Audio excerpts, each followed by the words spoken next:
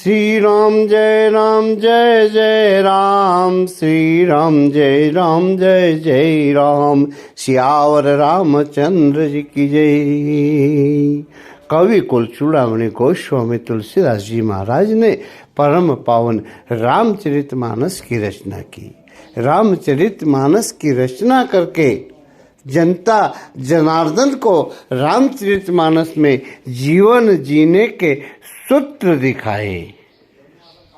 न महान ग्रंथ के रचयिता गोस्वामी तुलसीदास जी वह निराभिमानी भी कितने हैं, स्वयं अपने आप के बारे में बतलाते हैं कि मैं कोई कवि नहीं हूँ, मैं कोई बुद्धिमान नहीं हूँ, मैं तो अपनी बुद्धि के अनुसार राम गुणानुवाद कर रहा हूँ। कलयुग के लोगों को सांत्वना देने के लिए, उद्धार करने के लिए राम गुणगान कर रहा हूँ।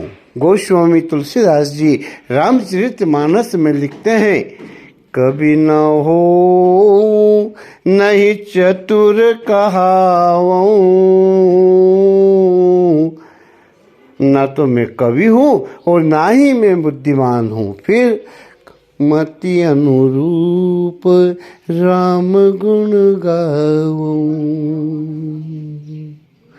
मैं तो अपनी बुद्धि के अनुसार राम गुणानुवाद कर रहा हूँ, भगवान राम के गुणों का वर्णन कर रहा हूँ। कलयुग के जीवों का निस्तार किस प्रकार हो, कलयुग के जीव किस प्रकार से भव सागर से पार हो, उसके सूत्र रामचरितमानस में दे रहा हूँ। मैं कोई कवि नहीं हूँ और ना ही कोई चतुर हूँ, क्योंकि कलयुग में भगवान के नाम का ही मुख्य आधार रहेगा। जो पुण्य सतयुग त्रेता द्वापर, सतयुग में पूजा करने से, द्वापर में त्रेता में यज्ञ करने से प्राप्त होता है, वह कलयुग में केवल भगवान के गुणानुवाद करने से प्राप्त होता है।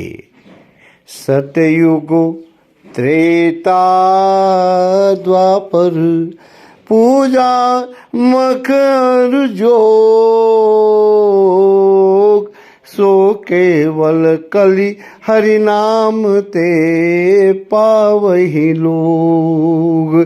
कलयुग में भगवान के गुणानुवाद करने से, भगवान की कथा कहने से, भगवान की कथा श्रवण करने से, भगवान का मात्र पूजन करने से वही फल प्राप्त कलयुग में हो जाता है। इसलिए कलयुग केवल नाम आधारा, सुमिरी सुमिरी नर उतरहि पारा। कलयुग में केवल नाम का ही आधार है। कलयुग में भगवान के गुणानुवाद को कर करके मनुष्य भव सागर से पार हो जाता है। कलयुग का इतना प्रभाव है, और एक महान प्रभाव कलयुग का यह है कि कले कर एक पुनीत प्रताप। इस घोर कलिकाल का एक परम पवित्र प्रताप यह है, परम पवित्र इसका प्रभाव यह है क्या कि मानस पुण्य होय नहीं पापा। कलयुग में मानस पुण्य तो होता है, लेकिन मानस पाप नहीं होता है, जबकि सतयुग में मानस पुण्य भी होता था और मानस पाप भी होता था। मानस पाप वह है कि हम देखकर मन में जो विचार करते हैं, जो बुरे विचार आते हैं, वैसा ही उसका फल भी भोगना पड़ता था सतयुग में। लेकिन कलयुग में बुरे विचारों का फल नहीं भोगना पड़ता है। और यदि मन में सत विचार आ गए कलयुग में तो उसका फल तुरंत अच्छे विचार का फल कलयुग में मिलता है। यही एक पुनीत प्रताप है कलयुग का कि कलि करे कर पुनीत प्रतापा, मानस पुण्य होय नहीं पापा। इसलिए मनुष्य को चाहिए कलयुग में केवल भगवान से ही अपना नाता जोड़े, भगवान को ही माता पिता पुत्र सखा स्नेही सब कुछ जाने।